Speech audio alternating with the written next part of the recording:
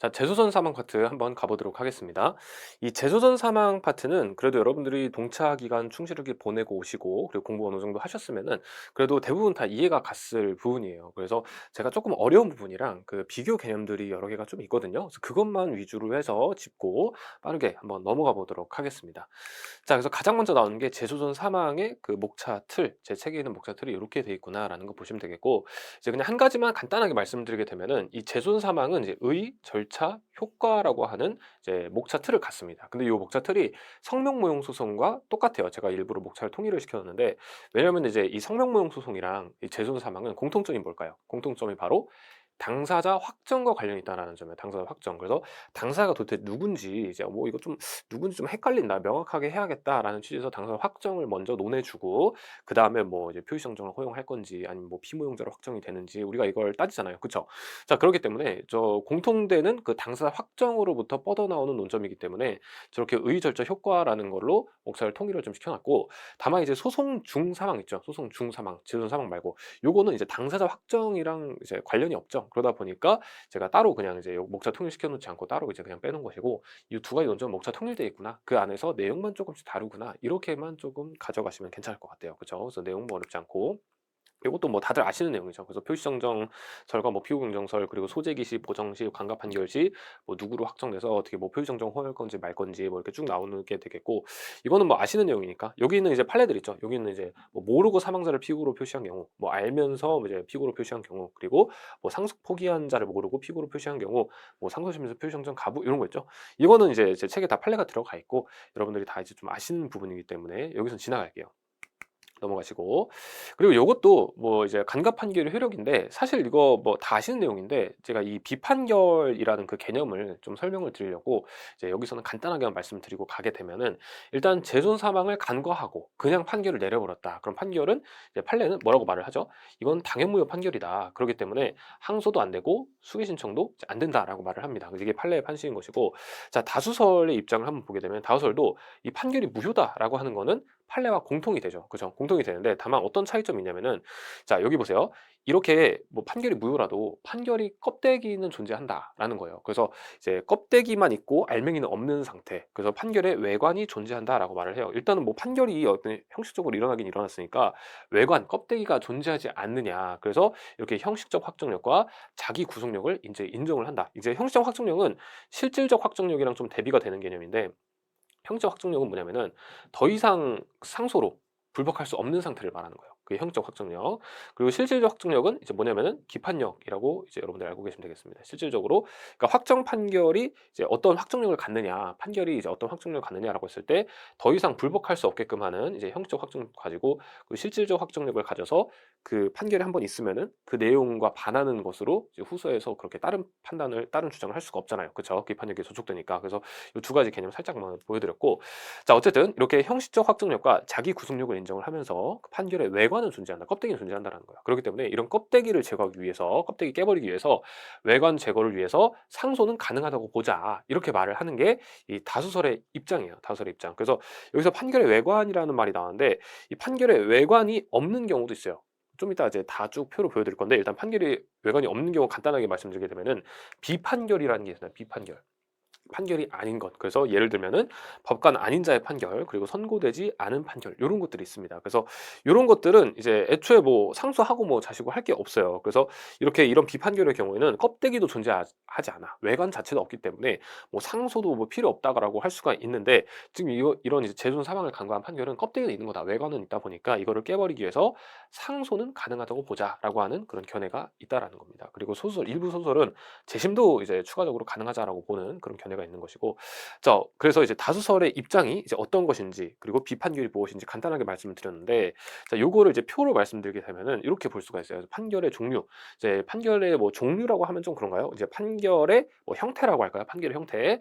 자, 그래서 보시게 되면은 일단 판결이 이제 외관이 존재하는 판결이 있고 이제 외관이 존재하지 않는 비판결, 판결이 아닌 게 있습니다. 그래서 일단 크게 이렇게 두 가지로 나눌 수가 있는 것인데 일단 비판결부터 간단하게 방금 말씀드렸으니까 이어서 바로 말씀드리게 되면은 요거는 일단은 이제 법관 아닌 자의 판결 그리고 뭐 선고하지 않은 판결이 대표적으로 예시가 있고 이건 교수에 다 들어가 있는 그런 예시입니다. 그리고 뭐 술집에서 그냥 막 이렇게 술 마시면서 하는 그런 뭐 판결 이런 거는 뭐 아무 의미가 없잖아요. 그죠? 그리고 법관 아닌 자가 막 이렇게 말하는 것도 그렇고 뭐 사법연수원에서 막 어떤 모의 판결하는 거 그리고 뭐 로스쿨에서 모의 판결하는 거 이런 것들은 이제 비판결입니다. 그렇죠? 애초에 판결 자체가 성립을 안 해요. 그래서 외관 자체가 없는 거라고 말을 합니다. 그렇기 때문에 상소랑 재심이 둘 다가 안 돼요. 근데 다만 판결 정본이 송달될 수는 있다. 그래서 판결 정본이 뭐 예를 들어서 법원 사무관 같은 사람이 이제 판결이 있었네라고 하고서는 이제 뭐 선고되지도 않았는데 뭐 판결 정보를 송달해 버렸다. 자, 그럼 이런 경우에는 이제 이 외관을 제거하기 위해서 상소를 인정하자는 견해가 있긴 있다라는 거예요. 그래서 원래는 이제 판결 외관도 없는 것인데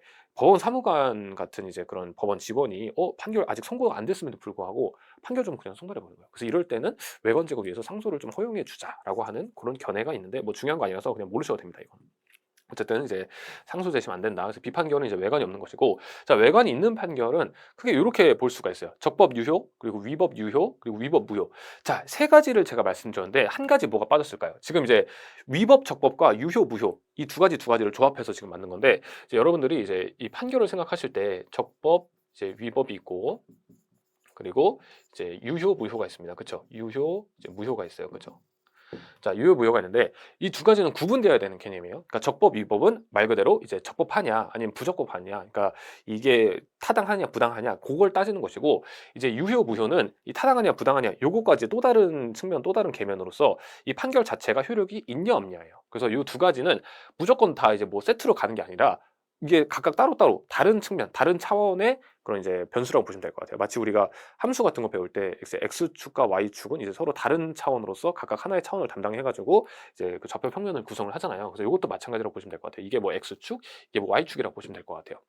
자, 그래서 서로 다른 그런 이제 기준이 되는 건데 지금 그래서 이 두 가지를 조합해서 보면은 총 몇 가지가 나와야 돼요? 경우의 수가 네 가지가 나와요. 네 가지. 자, 근데 지금 세 가지밖에 없어요. 어떤 게 빠졌죠?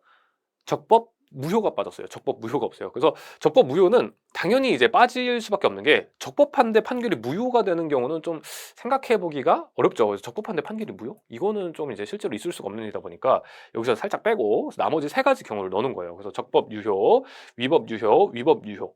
아시겠죠? 그래서 이렇게 세 가지 보시면 되겠고 적법 유효는 따로 우리가 뭐 크게 논할 게 없어요. 그래서 제가 웃는 얼굴 이렇게 귀여운 얼굴을 넣어놨는데 적법 유효는 그냥 뭐 정당한 뭐 제대로 된 판결이지 뭐 이걸 대해서 우리가 뭐 논할 게 없습니다. 그래서 당연히 뭐 상소도 되고 뭐 이제 뭐 상소가 될 리가 없네요. 적법하니까. 그래서 상소는 안 되고 재심도 뭐 안 되고 적법하니까. 그리고 유효하니까 뭐 그냥 문제 없는 거예요. 그냥 판결. 그래서 저렇게 웃는 얼굴 해놨고 자, 여기 위법 유효랑 이제 위법 무효가 있는데 요거 두 가지는 좀 구분을 해주셔야 되는 게 둘 다 위법하긴 해요. 위법하긴 한데 하나는 이제 유효한 판결, 하나는 이제 무효한 판결이라는 거예요. 이 두 가지 구분해 줘야 됩니다. 자, 그래서 어떤 경우가 있느냐. 자, 일단 위법 유효한 판결은 대표적으로 어떤 판결이 일단 일어나긴 일어나는데 중간에 뭐 절차권 박탈이 있었던 경우, 그러니까 절차권이 제대로 보장되지 않은 상태에서 판결이 났다. 이런 경우에는 위법하지만 위법하죠. 왜냐면 절차권 보장해줘야 되는 거니까. 근데 유효하긴 유효하다는 거예요. 판결 자체는 유효한 걸로 봅니다. 그래서 예를 들어서 이제 뭐 대리권이 뭐 흥결됐는데, 그러니까 대리권이 없는 자가 뭐 대리를 해가지고 무권 대리인데 뭐 소송을 쭉 진행해가지고 판결을 내려버렸다. 이런 경우에는 이제 위법 유효, 절차권 박탈의 위험만 있다. 그리고 성명 모형 소송 한 경우에도 이것도 절차권 박탈이잖아요. 그래서 이것도 이제 위법하지만 일단 판결 자체는 유효합니다. 그렇기 때문에 뭐 상소도 할 수 있고 재심도 할 수 있고 그다음에 소송 능력 흥결의 판결. 그래서 이것도 마찬가지죠. 이것도 마찬가지로 뭐 미성년자가 판결 받은 거. 그리고 뭐 송달 같은 게 제대로 이루어지지 않아 가지고 뭐 이제 공시송달이 뭐 자기도 모르게 뭐 일어나 가지고 자기가 이제 뭐 부당하게 자기가 뭐 책임 있는 것도 아닌데 부당하게 막 공송달이 일어나가지고 자기가 판결이 뭐 진행되지도 몰랐어요. 그래서 그렇게 돼버려서 판결이 만약에 이루어졌다. 송달 같은 게 위법하게 진행돼서 이제 쭉 이제 판결이 났을 때 그때도 일단은 위법하게 위법하잖아요. 송달 자체를 제대로 적법하게 진행하지 않았으니까. 그래서 절차권 박탈의 위법이 있는데 일단 판결 자체는 유효하게 본다라는 거예요. 아시겠죠? 그래서 이렇게 위법 유효한 판결은 대표적으로 이런 경우들 예시가 될 수가 있어요. 뭐 또 하나 예시 들어보게 되면은 소송 중 사망, 소송 중 사망을 이제 간과하고 소송 중 사망을 했으면은 중단시켜야 되는데 그 중단을 간과하고 그냥 판결한 거 있죠. 그래서 이것도 중요한 이슈 중에 하나죠. 그래서 이렇게 뭔가 절차권이 박탈됐음에도 불구하고 판결이 났다. 그럼 이거 위법하긴 하지만 유효하다고 합니다. 그래서 상소와 재심을 다툴 수가 있어요. 실제로 뭐 재심 사유 3호 그리고 절대적 상고 이유 4호에 해당하는 거죠. 그죠? 자, 그래서 이제 이런 예시들이 있겠고 위법 무효는 이제 어떤 거였냐? 되게 좀 한정적이에요. 이제 위법하면서 판결 자체를 무효로 보는 경우는 이제 뭐 재판권 흠결, 이제 그리고 재순 사망, 그리고 당사자격 흠결 요런 것들의 경우가 있어요. 그래서 보통 우리가 이거 두 문자로 막 외우고 막 그러잖아요. 그래서 뭐 재전적 이렇게 외우기도 하고 뭐 재전당 이렇게 외우기도 하고 그래서 어쨌든 이제 요런 식으로 세 가지를 대표적으로 기억해 놓으시면 될 것 같아요. 그래서 요거는 이제 위법 무효로 보는 거고 다만 이제 그럼에도 불구하고 이제 판례는 상소랑 재시면 안 된다고 하는데 그럼에도 불구하고 다수설은 상소는 인정하자라고 이제 말을 합니다. 외관 제거를 위해서. 외관 제거를 위해서 상소는 이제 가능하다고 보자. 다만 재시면 안 된다고 할 것이다. 그래서 이제 요 이 다수설의 입장이 아주 막 틀린 거라고 보기는 좀 어려워요. 아주 막 틀린 거라고 보기는 좀 그렇고 뭐 이제 이것도 이런 타당한 면이 있긴 합니다. 그러니까 이렇게 뭔가 좀 잘못된 외관이 있으니까 좀 이제 이거를 취소를 하고 뭐 각하를 해 버려야 되는 그런 게 좀 더 타당하다고 볼 수가 있는데 뭐 여러분들이 어떤 걸 따르든 그건 자유예요. 뭐 요 둘 중에 하나가 뭐 틀렸다 그런 건 아닌 것이고 이제 여러분들은 뭐 판례에 따라서 뭐 상소, 재심 둘 다 안 된다. 뭐 아니면 다수를 따라서 상소를 허용하되 만약에 상소가 허용되면 어떻게 해야 돼요?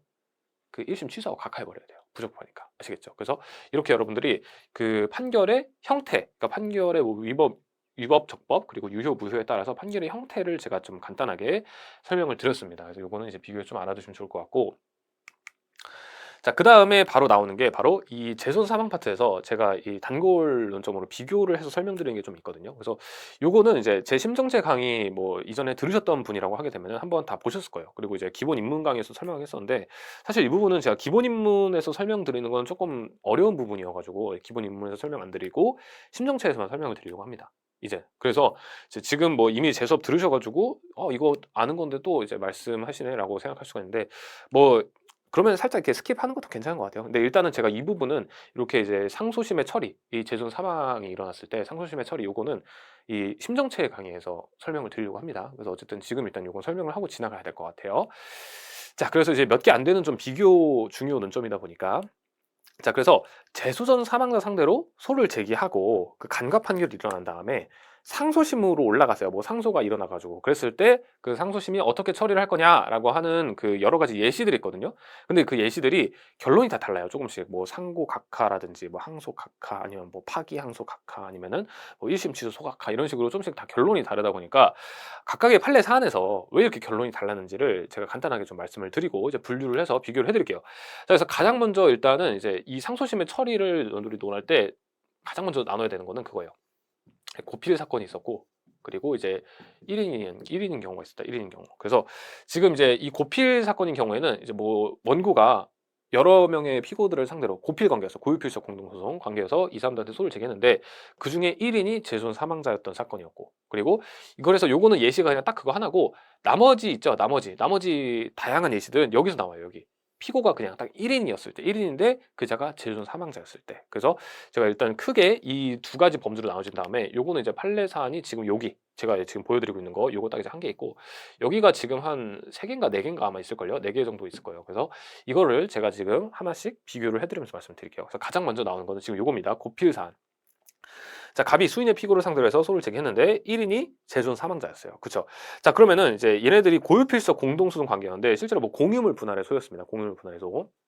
자, 공유물 분할의 소는 고필로서 전원을 상대로 해서 소를 제기해야 되죠. 공유자 전원을 상대로 해가지고. 근데 만약에 뭐 한 사람에 대해서 뭐 소송권 흠결이 있다거나 아니면 한 사람이라도 빠졌다. 그럼 어떻게 되는 거예요? 고유필적 공동소송은 부적폐해집니다. 그쵸?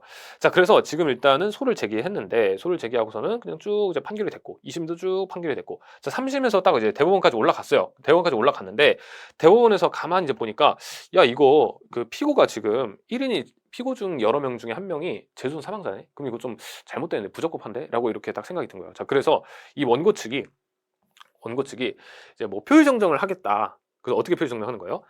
이제 1인이 재손 사망자였는데 그자의 상속인으로 표시정정을 하겠다라고 해가지고 이렇게 표시정정을 신청을 해봤는데 이것을 이제 상고심이 받아들여 줬을까?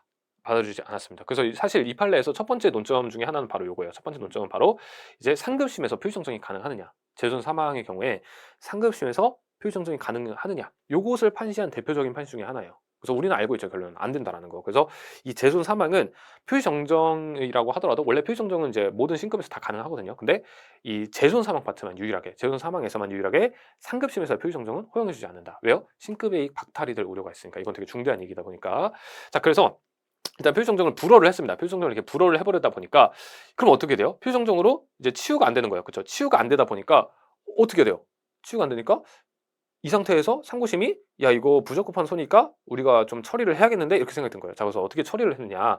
그래서 상고심은 일단은 원심을 파기했어요. 원심을 파기하고 자, 원심을 파기했으면 어떻게 돼요? 환송하든지 자판해야 돼요. 그렇죠? 뭐 여러분들 이거 심정체 강의 들으시는 분들은 이거 아셔야 됩니다. 상고심의 판단 법리. 그렇기 때문에 제가 여기서 설명하는 거예요. 자, 그래서 일단 원심을 파기했어요. 잘못됐네. 지금 한 명이 재준 사망이었는데 그냥 판결했어? 너 잘못됐어. 그래서 원심을 일단 가장 먼저 파기해요. 이심을 먼저 가장 먼저 파기하고 자, 파기를 했으면 어떻게 돼요? 환송하든지 자판하든지 해야 돼요. 자, 근데 이제 환송을 자판하든지 해야 되는데 자판은 예외적으로 가능한 경우가 이제 자기가 그러니까 상고심이 자판하기에 충분할 때, 자기가 끝내버리기에 충분할 때 그땐 자판하죠. 그쵸? 환송할 필요 없이.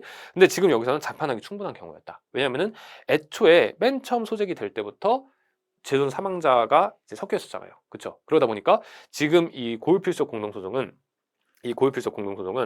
1인에 대해서 지금 소송요건 흥결이 있는 거예요. 1인에 대해서. 그러니까 1인이 재존 사망자니까 이거 1인에 대해서 소송요건 흥결이 있네? 그럼 어떻게 돼요? 고필은 전체가 다 각하돼요. 유필과의 차이점이죠. 고필과 유필 차이점 뭐예요?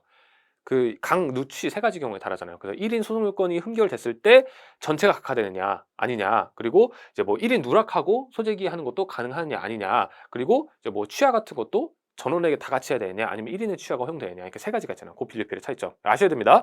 자, 어쨌든 그래서 지금 여기서는 1인이 지금 이 고필 관계 중에 1인이 재존 사망자니까 1인 소송 요건 흥결이 있는 거예요. 그죠? 그럼 어떻게 돼요?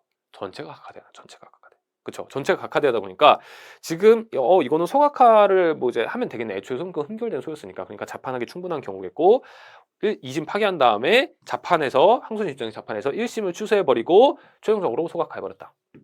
이 순서대로. 그래서 이제 1, 2, 3. 자, 이렇게 가는 거예요. 그래서 이렇게 가는 것인데 자, 지금 이제 그 이 사안에서 그러면은 이제 판시한 쟁점이 두 가지가 커다란 걸 중요한 게 뭐냐면은 일단 첫 번째로는 표의정정을 상고심에서 허용해주지 않는다. 그리고 이제 두 번째로는 이렇게 이제 이 고유필적 공동소송인 중에서 1인이 재존 사망자일 때 어떻게 처리를 했느냐, 요것이 이제 주요 쟁점이었어요. 그래서 한번 요거를 그러면 만약에 문제가 이 판례상 그대로 나왔다, 그럼 이걸 어떻게 구성해야 될까요? 목차를 이런 식으로 구성하시면 돼요. 그래서 상고심의 처리 보시게 되면 일단은 고유필적 공동소송이다. 공동소송의 형태가 무엇인지 가장 먼저 짚어줘야겠고 가장 먼저 나오죠. 자, 그 다음에 고필이잖아요. 그래서 우리는 이제 고필이라는 거 알고 있고 자, 고필 1인 소송요건 흥결 시 어떻게 취급을 해야 되냐, 어떻게 취급해야 돼요? 전체소를 각하해야 된다. 전체소를 각하. 그래서 1인 소송요건 흥결 두 번째로 나오고 자, 그 다음에 이제 소송요건이 그럼 실제로 흥결이 됐나 한번 따져봐야겠죠. 그죠? 소송요건 흥결이 됐나? 지금 됐습니다. 그쵸? 보세요. 그래서 당사자 확정을 가장 먼저 한 다음에 그 다음에 두 번째로는 이제 2심에서 표정정이 가능하냐. 만약에 표정정이 가능했으면은 어떻게 되는 거예요? 하자 치유가 될 수가 있잖아요. 그 흥결이. 근데 치유가 안 된다. 상고심에서는. 그래서 1심에서 하든지 뭐 어떻게든 다른 조치를 취했어야 되는데 2심에서 안 된다라는 거예요. 자, 그래서 지금 일단은 이 논리 순서를 보게 되면은 고유필적 공동소송의 형태를 갖는다. 공동소송의 형태 먼저 짚어주고 그 다음에 1인의 소송요건 흥결 시 고필이 어떻게 취급되냐. 전체 각하된다. 전체 각하된다. 전체 각하 이거를 보여준 다음에 자, 그러면은 실제로 소송권 흥결인지 한번 보자라고 해가지고 당사자 확정과 그리고 표의정정 가부 요거를 이제 차례차례 논해주면서 학판검 이렇게 기재해주면 돼요. 그쵸? 그런 다음에 최종적으로 이거 표의정정 안 되니까 이거 안 되잖아요. 그래서 안 되니까 이것은 1인 소송권 흥결이 있는 것이고 따라서 전체 소를 각하야 된다라고 하는 이런 결론이 나오는 거예요. 아시겠죠? 그래서 이런 식으로 여러분들이 조금 생각을 해보시면 좋을 것 같고 그래서 여기서 또 이제 한 가지 우리가 좀 생각을 해볼 수가 있는 게 지금 이게 파기하고 취소하고 소각했잖아요. 그렇죠? 그러면은 일단은 이 판례 자체는 이 판례는 2심과 1심 판결을 무효로 보지는 않았다는 거예요. 그러니까 무효로 보지 않아야지. 그러니까 이등이 이제 유효하다고 봐야지만 파기하고 취소할 수가 있잖아요. 그렇죠? 그래서 왜 그러냐면은 보통 이제 재수전 사망자에 대한 판결은 무효잖아요. 무효인 판결인데 여기서는 고유필수적 공동소송이다 보니까 그 사망자 말고 피고가 다른 여러 명이 또 있잖아요. 그렇죠? 그래서 고유필수적 공동소송은 그 단체로서 소송을 수행하는 거 여기에 조금 더 초점이 맞춰져 있기 때문에 지금 그들 중에서 1인이 재수전 사망자라고 해가지고 뭔가 이제 당연무효 판결로 보지는 않았던 그러니까 전체 관점에서 본 거예요. 이 판결 자체는 전체니까. 그러니까 그 1인에 대해서는 이제 뭐 무효로 봐야겠지만 근데 전체 소송으로 봤을 때는 고필이잖아요. 다른 당사자들 여러 명 있잖아요. 고필 소송인들. 그렇기 때문에 이거를 뭐 판결을 다 무효로 본 것은 아니고 그래서 이름 일단 유효한 걸로 봐서 파기하고 취소한 다음에 소각화를 한 거다. 1인 소송권 흥결 이유로. 그래서 이런 식으로 좀 정리해 볼 수가 있어요. 그래서 여러분들이 이제 목차 이거 한번 알아두시면 좋을 것 같고 이것도 이제 판례 사안이 그냥 그대로 쭉 이렇게 그냥 다 나오기에 충분한 그런 내용이거든요. 그래서 요것도 한번 이제 이 문제 같은 것도 풀어보면 좋을 거고, 제가 GS B형이 냈습니다. 이거 2023년도 GS B형이 냈었고, 이제 이렇게 한번 이해해 주시면 편하겠고. 자, 그래서 이제 그 다음에는 본격적으로 1인이 제존 사망자일 때, 그러니까 1인만 피고인 것이고 그 사람이 제존 사망자일 때, 자, 요거를 말씀을 드릴 건데, 자, 이거 네 가지가 있어요. 첫 번째로 나오는 게 바로 기본형, 발전형인데 이 두 가지는 쉬워요. 이 두 가지는 여러분들이 아시는 거예요. 그래서 1심에서 뭐 피고 사망자를 상대로 해서 소를 제기해서 간과 판결이 났다. 그럼 이거 뭐예요? 당연무효 판결. 제가 당연무효 판결 빨간색으로 표시하는 겁니다. 당연무효 판결. 그렇기 때문에 항소하면 어떻게 돼요? 항소 각하. 그쵸? 자, 그런 다음에 이제 오른쪽 보시게 되면 발전형이 나오죠. 발전형. 자, 발전형 보시게 되면은 똑같아요. 똑같은데 그냥 신급만 하나 추가된 거예요. 그래서 1심에서 사망자 상대로 판결했기 때문에 지금 당연무효 판결. 그쵸? 빨간색. 그 다음에 또 이제 불복해서 올라갔어요. 2심에 올라가서 또 본안 판결이든 뭐 어떤 판결이 났어요. 자, 그러면은 이것도 이제 이 판결이 난 상태에서 다시 한번 또 이제 불복을 했다라고 하게 되면 상고각하를 했거든요. 상고각하. 근데 이제 이 상고각하도 법리가 마찬가지예요. 그러니까 지금 당연무효 판결에 대해서 항소했으니까 이거 항소각하다. 그쵸? 당연무효 판결에서 불복할 수가 없으니까. 그리고 마찬가지로 지금 이 상고각하도 1심과 2심 판결을 다 당연무효 판결로 본 거예요. 그러니까 신급이 하나 더 추가되긴 했지만, 야, 이거 어차피 다 사망자 상대로 난 판결 아니냐. 그러니까 당연무효 판결인 것이고 요거에 대해서 불복하지 마라 하고서는 이제 상고각하를 해버린 거예요. 그렇죠? 그래서 기본형 발전형은 그냥 쉬워요. 여러분들이 그냥 알고 계시는 그 내용이에요. 알고 계시는 그 내용. 그래서 목차 잡을 때도 뭐 어렵지 않습니다. 뭐 당사자 확정 먼저 적어주고, 그래서 그 다음에 재선 사망 간과 판결의 효력, 요거를 이제 합판검을 적어주시면은 괜찮겠다. 이렇게. 그래서 당연무효 판결이기 때문에 저렇게 항소각하, 상고각하를 해야 되기 때문에 간과 판결의 효력을 여기 적어준 거 보이시죠? 합판검. 그래서 기억하시고. 근데 여기는 간과 판결의 효력을 합판검을 적었는데 방금 전에 여기선 적었어요, 안 적었어요? 여기서 안 적었어요. 왜냐면 여기서는 이제 뭐 판결 당연무효이기 때문에 이렇게 처리를 한 게 아니기 때문에. 그래서 간과 판결의 효력에 대한 합판검 여기는 안 들어갔습니다. 목차가 달라요. 잘 기억하셔야 됩니다. 자, 그 다음에 세 번째로 나오는 게 응용형이에요. 응용형. 그래서 이제 응용형은 좀 사안이 복잡한데 아마 이 네 가지 사안 중에 제일 복잡한 것 같아요. 근데 막상 보고 나면 그렇게 어렵지 않아요. 자, 보세요. 자, 1심에서 사망자 상대로 소를 제기해서 당연무효 판결이 났다. 빨간색. 자, 그 다음에 항소가 됐어요. 항소가 돼가지고, 자, 항소심에서 지금 이거 항소각한 거 아닙니다. 이건 좀 이따 볼 거예요. 지금 아직 항소각 안 됐습니다. 항소각 안 되고, 자, 항소심에 올라가서 피고 상속인들이 수개를 했어요. 수개. 그러니까 얘네들이 이제 항소를 한 거예요. 얘네들이 항소하면서 수개해야지 하고서는 이제 피고 상속인들이 수개를 했다. 항소하고. 자, 그럼 이런 상태에서 수개한 상속인에 대해서 판결이 나버렸어요. 사실 이거 받아들여주면 안 되는 거잖아요. 그쵸?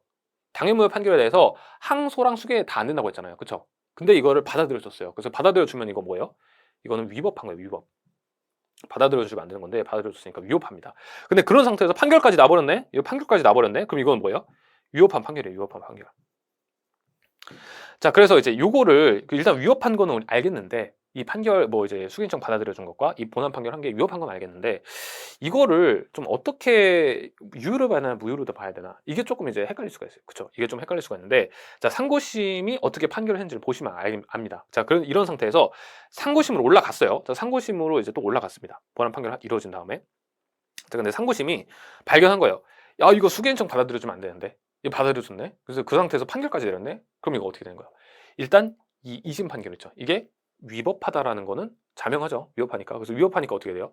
파기를 해야 돼요. 그래서 항상 이제 상고심은, 대법원은 그 바로 밑에 신급인 2심이 판결을 잘했냐 잘못했냐, 위법하냐 적파냐, 이거에 따라서 일단 파기 여부를 결정해요. 근데 지금 위법하죠. 그러니까 파기를 해야 돼요. 일단 파기를 해야 되는데, 만약에 당연무효 판결로 봤으면은 이거를 파기를 안 했을 거예요. 당연무효 판결을 봤으면 그냥 뭐 상고가 하든지 그랬겠죠. 그쵸? 근데 지금 어때요? 파기를 했어요. 파기를 했다는 거는 일단 이제 2심 판결 자체는 무효로 본 것은 아니지 않을까, 무효로 본 것은 아니라고 볼 수가 있겠다라고 이제 우리가 생각을 할 수가 있다는 거예요. 그렇죠? 그래서 2심 판결을 요거를 파기를 해버린 다음에, 요거 파기를 해버린 다음에 어떻게 했어요? 항소 각하를 했습니다. 항소심 입장에서 자판을 한 거예요. 왜 소각하가 아닙니까?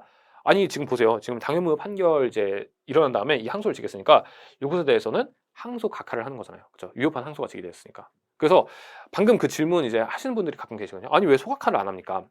그래서 되게 이것도 약간의 그 규칙 아닌 규칙이 좀 있는데, 피고가 이렇게 사망자일 때는 맨 처음에 이렇게 갑이 피고인 사망자 상대로 소를 제기했을 때 그걸 나중에 발견했을 때 소각화를 안 하더라고요. 소각화 안 하고 그냥 당연무효 판결로 그냥 이제 1심을 그냥 퉁 쳐버립니다. 당연무효 판결을 봐서 그냥 이제 이렇게 항소 제기한 것만 항소 각하로 이렇게 잘라버려요.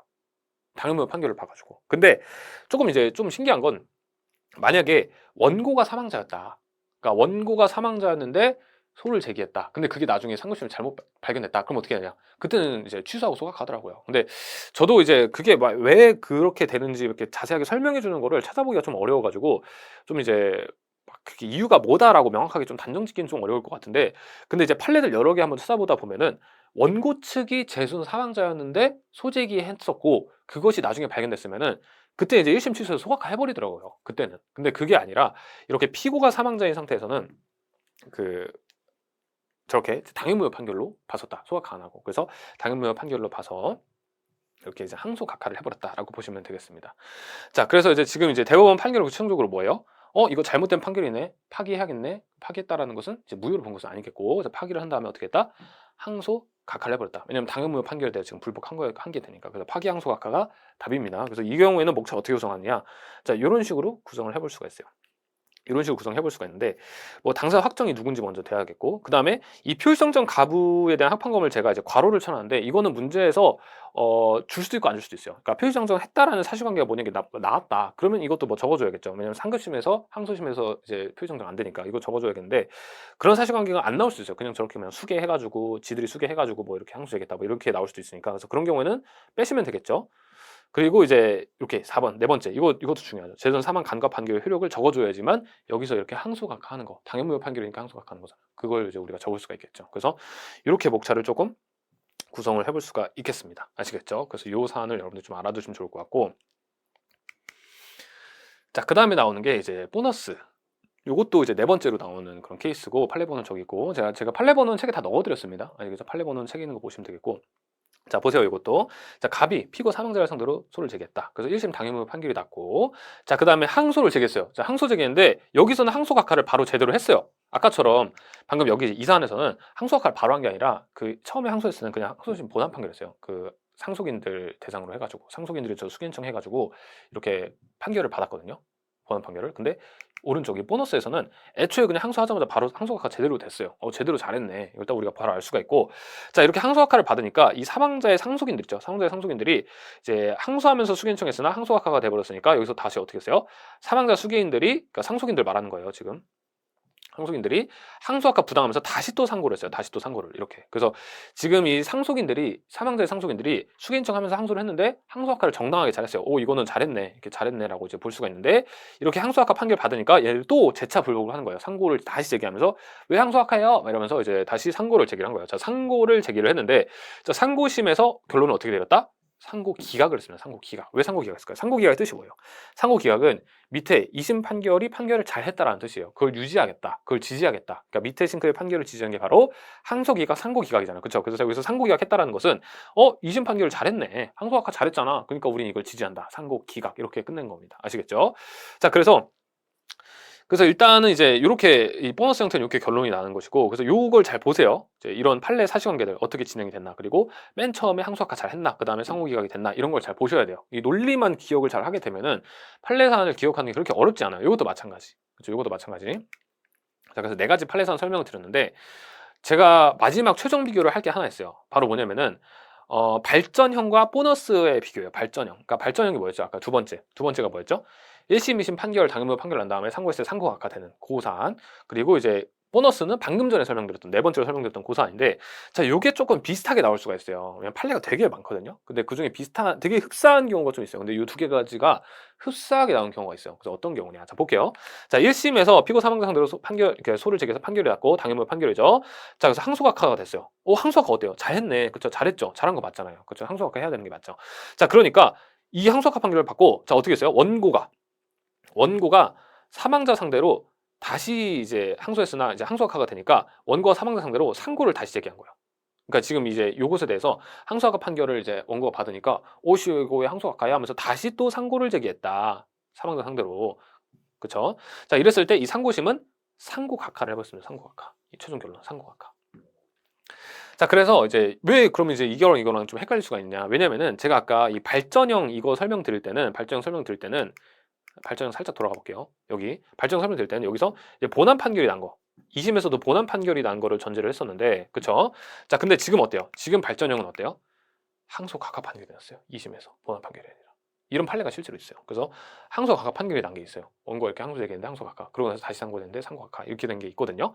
자, 그래서 이제 이런 사안을 이제 이 오른쪽 보너스형이랑 비교를 해보게 되면은 비슷해요. 왜냐면은 2심에서 똑같이 항소 각하가 됐다는 점이 비슷하잖아요. 그렇죠? 그래서 여기서도 피고 상대로 이제 사망 상대로 소를 제기한 다음에 이제 당유무효 판결 받고 항소 제기했는데 항소 각하가 잘 됐어요. 그래서 항소 각하가 잘 됐어요. 잘했네.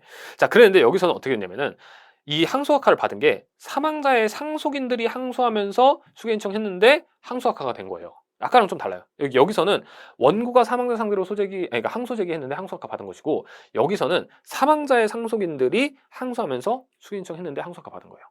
그래서 어쨌든 이제 항소 각하 한 것까지는 다 맞아요. 다 이제 정당해요. 자, 근데 그 다음에 상고하는 태양을 잘 비교를 해보셔야 되는데, 여기까지 그냥 서로 이제 입장이 바뀌어 있긴 하지만 서로 이제 여기는 원고가 여기는 피고 상속인들이 하긴 했지만 항소 각하를 했다는 것 자체는 일단 잘한 게 맞아요. 두 개 다. 이 양쪽 다 잘한 게 맞는데, 자, 오른쪽 보시게 되면은, 자, 이 항소 각하 판결을 받은 이제 사망자의 수기인들, 즉 상속인들 말하는 거죠. 얘네들이 항소 각하 부당하면서 다시 또 상고를 했습니다. 다시 또 상고를 했어요. 자, 그랬을 때 아까 어떻게 했죠? 상고 기각을 했습니다. 상고 기각. 요것이 이제 타당하다. 요것이 타당하다라는 취지로서 지지해주는, 이 항소 각하 판결을 지지해주는 상고 기각을 했다라는 거예요. 그래서 결론이 어때요? 상고 각하, 상고 기각 다르죠. 그래서 여기서 좀 이제 헷갈릴 수가 있는 거예요. 그래서 이럴 때는 이제 여러분들이 이 판례 사실관계를 이렇게 비교를 해서 딱 보시면 돼요. 그러니까 여기서는 지금 2심 판결을 받을 때 일단은 이제 사망자의 상속인들이 개입을 해서 이 항소 각하를 받았잖아요. 다시 이 사망자의 상속인들이 항소하고 수기신청한 다음에 항소 각하 판결을 이 상속인들이 받은 거예요. 그렇죠? 그렇기 때문에 이제 다시 또 요것에 대해서 불복을 했을 때 다시 또 얘네들이 또 다시 불복한 거잖아요. 이 상속인 다시 또 이제 자기네들이 항소 각하 판결 받거나 다시 불복한 거잖아요. 그러니까 요것에 대해서 다시 한번 이렇게 판결을 내려준 거예요.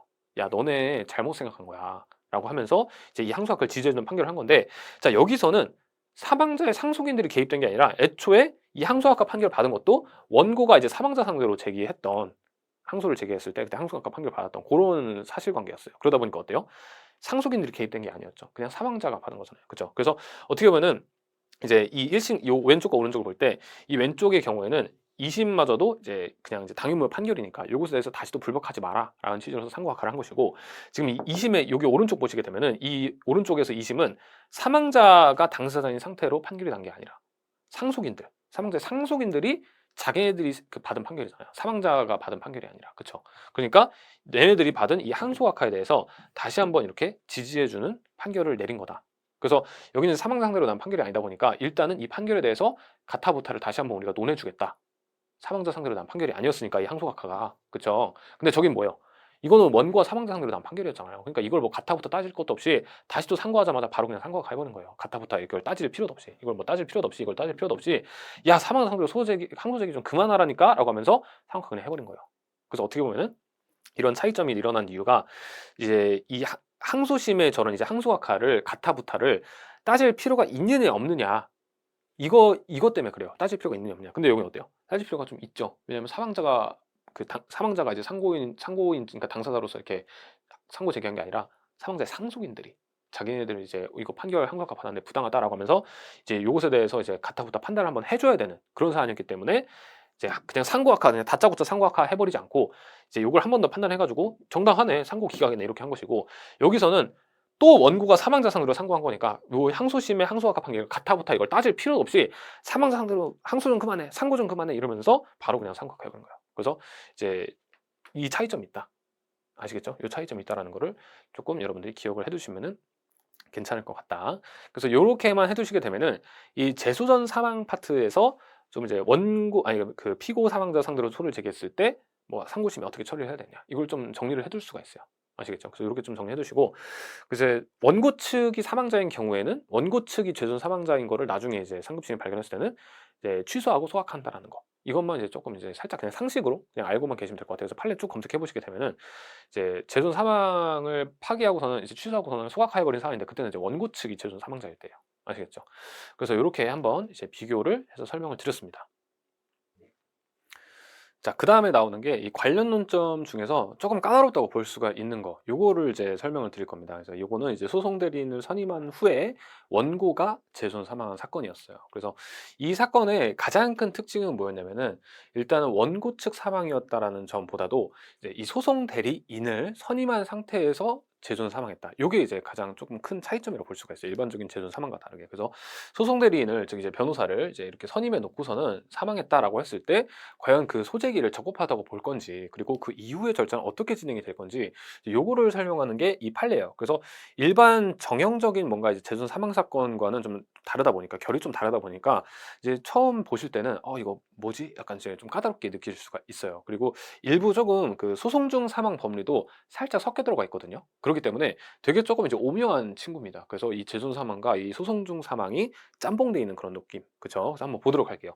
자, 보시게 되면은 일단 갑이라는 사람이 있었어요. 자, 갑이라는 사람이 있었고 소송 대리권을 이제 A라는 사람한테 이제 위임을 해서 이제 소송 좀 해야겠습니다라고 해서 저렇게 변호사를 선임했어요.